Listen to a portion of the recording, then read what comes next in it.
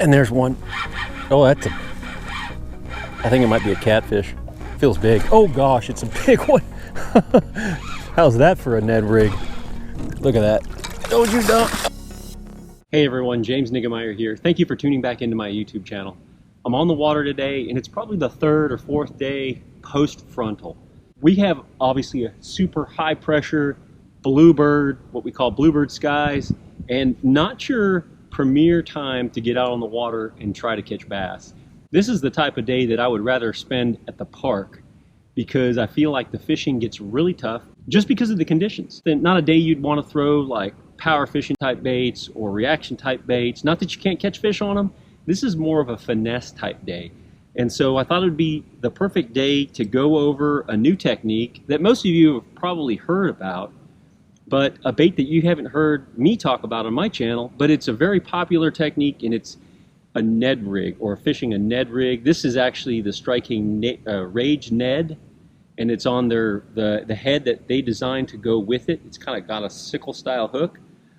And this is a really potent bait at catching fish when nothing else will, when you have high pressure systems like this, bluebird skies, very little wind, clear water like I have here. In this quick video, I'm going to go over ways in which I would fish the bait, and also the gear, and obviously I've covered already some of the conditions in which I would throw it, but just some pointers, tips, and how-tos for fishing, also known as the Midwest rig, the Ned rig. And the reason it's called the Ned rig is because a gentleman by the name of, I believe it's Ned Keed, he developed this, and I believe he's from Kansas. And he's made quite a reputation for himself for popularizing this technique and catching a lot of fish on it. So with that, let's get right into it. So I really feel like a Ned rig or Midwest rig like this would work tremendously well on kind of what I would call, well, in Southern California where I grew up, know-nothing type banks, or banks where there's just not a lot of cover, not a lot of structure, just kind of a gentle sloping bank, something where I can throw an open hook presentation like this and not get too worried about hanging up. But also you can extract fish from a bank that's really not that visually appealing to the eye as far as bass fishermen are concerned. The thing that makes this bait so effective is it really doesn't require a lot of action. You don't really need to impart a lot of action to it. But it's just a super finesse type technique that can catch fish in areas where A, you wouldn't think bass would be, B, heavy fishing pressure situations, C, conditions that are not the best for catching bass. So let's get into it. Let's make a few casts with this bait and go over presentations and stuff. So I would throw that bait out there and let it, and I like spinning gear because you can throw a light bait like this. I think I've got an 1/8 ounce head in this. I throw it out there, let it go all the way to the bottom. It's probably 4 or 5 feet of water out there. Let it go to the bottom, then I just pick up the slack and I can just drag this bait. You can just drag it along the bottom. I feel like I just got a bite right there, and I do. Oh, it was probably a little bluegill was swimming off with it there for a second. But basically, I'm just kind of dragging it along the bottom, and I've got this on a loose spinning reel and loose spinning rod, 7 foot, I believe it's 7 foot medium, yeah, medium action, 10-pound test braided line to I believe it's like an 8-pound test gamma fluorocarbon leader.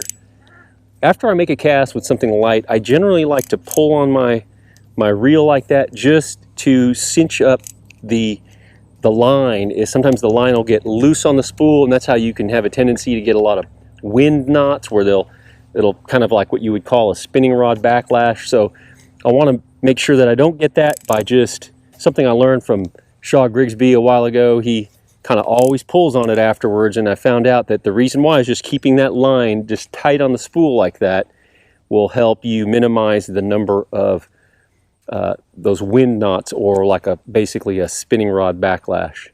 So I'm just dragging this thing along the bottom. I'm not really doing a whole lot with it. Obviously, it's a very unaggressive approach. Again, letting go to the bottom on a semi-slack line or slack line. Once it gets to the bottom, I'm going to just pick it up, and just drag it.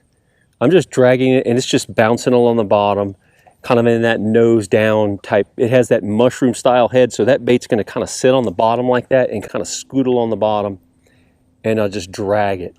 And that's one of the better ways to fish it. That has been probably the most predominant way in which I've caught fish with it. And this is a year-round bait. I've caught fish with this bait when fish are on beds in the springtime, when fish have seen everything. Maybe they're just overwhelmed with all the fishing pressure. It's the spring of the year. A lot of guys out there fishing.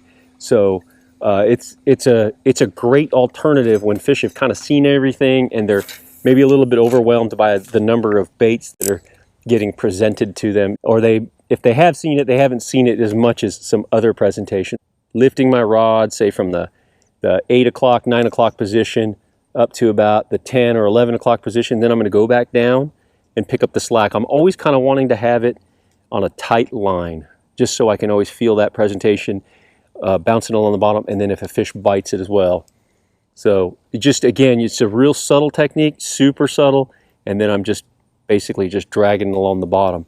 I know that some guys have caught fish on this just slowly reeling it, just kind of slow reeling it, tracing the contour of the bottom of the lake, not really imparting a lot of action, just kind of slow reeling it. When you're presenting it in a way where there's just the least amount of action presented to the bait, I feel like that's when it's at its best. It's the anti-power fishing presentation, so kind of keep that in mind. I'm just kind of dragging it and then slow reeling it, trying to get a bite on it like that. But I can just feel with this braided line and this fluorocarbon leader, I can just feel the contours of the bottom. And something just pecked it right there, but it felt like maybe a bluegill. So it's not something you want to cover a lot of water with, or it's harder to cover a lot of water with it, obviously, because it's a slow finesse style presentation.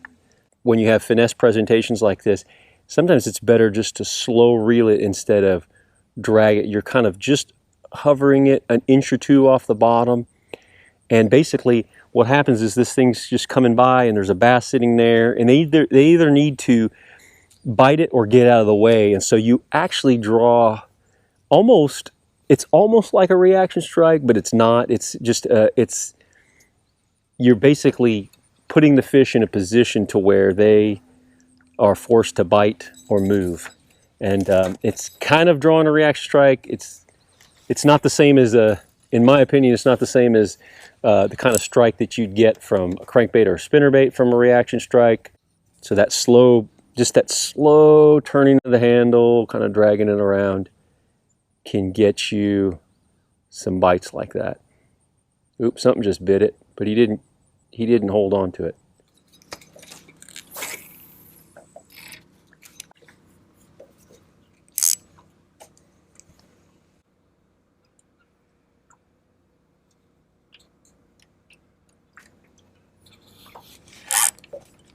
And there's one. Oh, I think it might be a catfish. Feels big. Oh gosh, it's a big one. How's that for a Ned rig? If you notice, I didn't set the hook real hard on it. Just kind of pulled up on this, it's been actually kind of tough.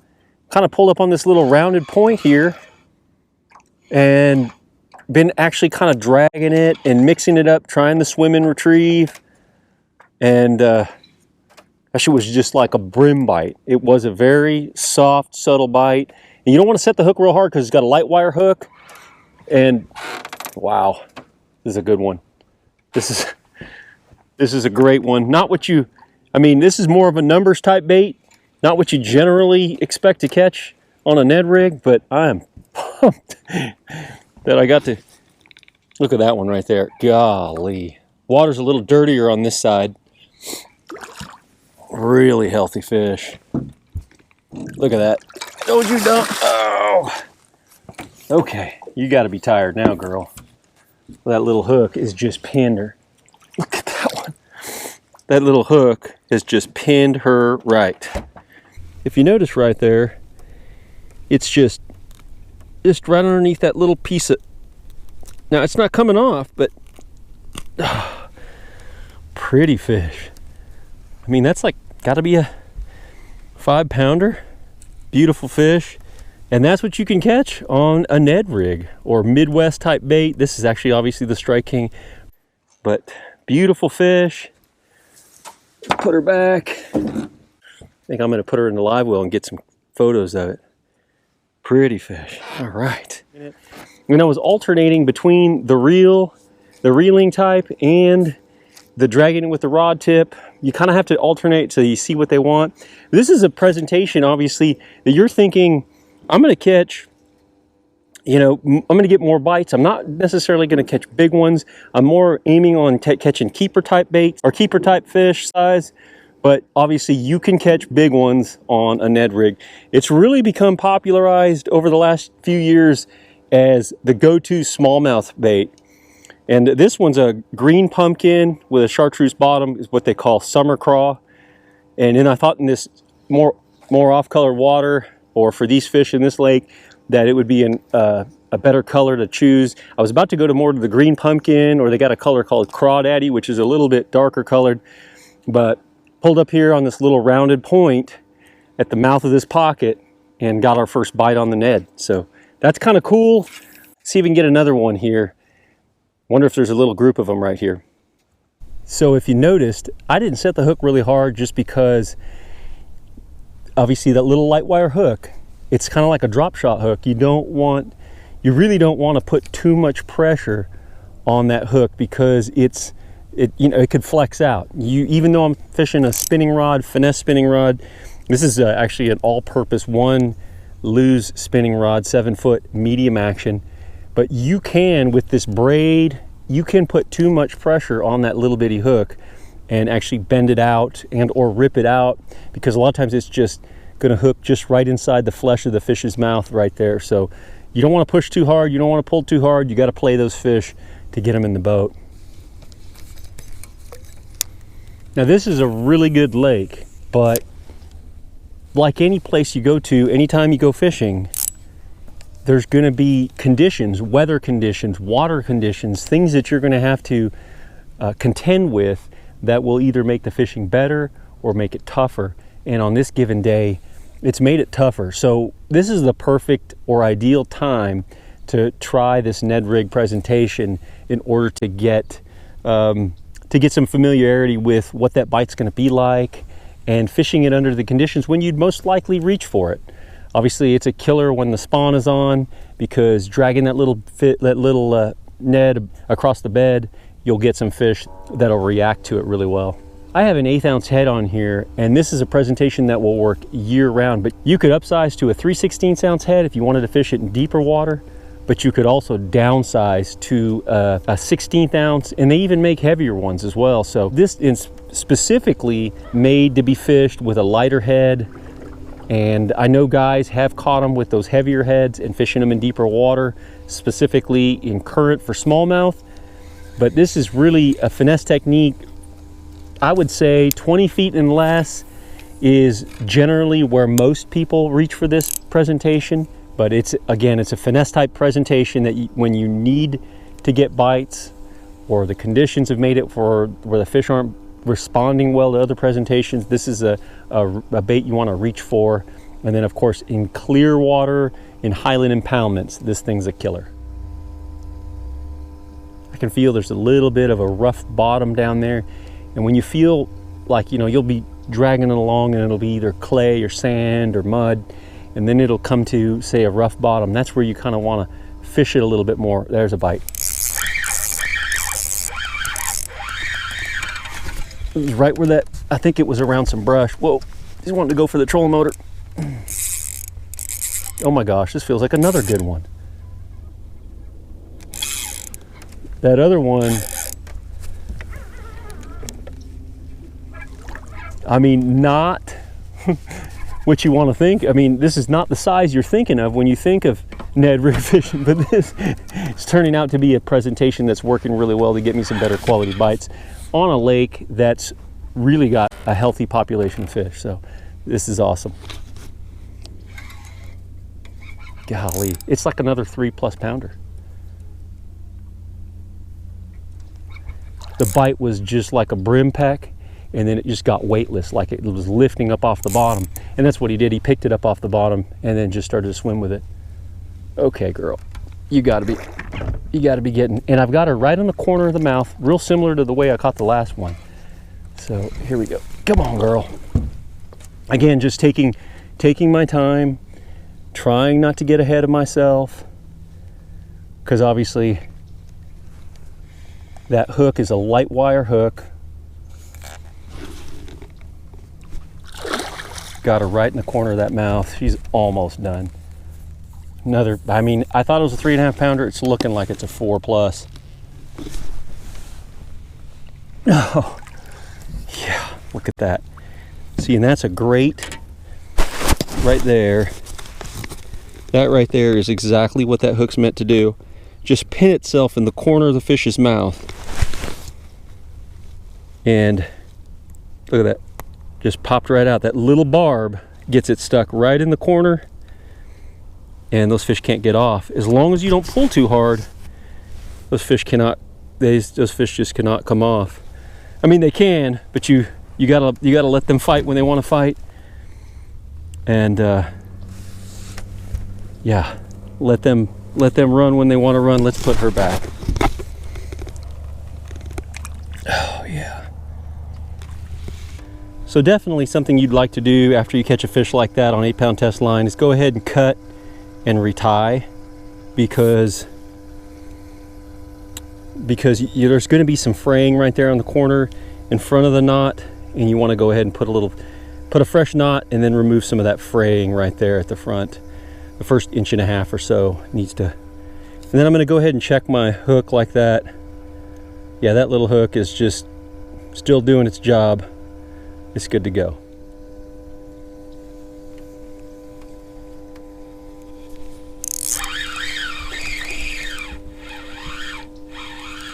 Another guy, little guy, but they're all fun. When you need a bite in tougher conditions, even with this little guy, I'm going to take my time with him. Just because that little fine wire hook, he might just be pinned just past the barb, and I don't even recommend swinging him just because you can flex it out, but I notice it's got him pretty good right there. Right there, it's got him right there in the tongue, the soft part of that tongue. So that's it. The NED Rig coming into play. I mean, this fish is cold, water's cool, coming into the later part of the fall, and fish are a little bit lethargic on a bluebird day with very little wind. Let's put her back.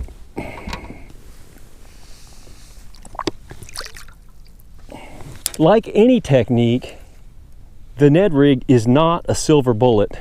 It's a technique where you still have to find the fish in order to get the bites. And that's that head. That's 16th ounce, but I was fishing the 8th. You can see that's the package for the 8th. I was using that 8th with that summer craw color NED Ocho in the Strike King KVD Perfect Plastics line today. And it was just exactly what the doctor ordered for these beautiful park-like days. Well, that's it for now, guys. That's my quick tutorial on the NED Rig and how to fish it, and just some things that have worked for me. I'm still perfecting that whole presentation, but it's super effective. Catches fish when they don't want to be caught, or when they're just kind of sulking down on the bottom, and when the conditions are this pretty. So if you like this video, please give me a thumbs up. If you haven't already subscribed, please go ahead and subscribe to the channel. I'm still continuing to try to put 2 videos out a week, Wednesday nights and Saturday nights. If you think like your friends might like this video, please go ahead and share it on your social media channels, Facebook, Instagram, Twitter, whatever. I would sure appreciate it. It's the best way for this channel to grow. Thanks for watching, and until next time, good fishing.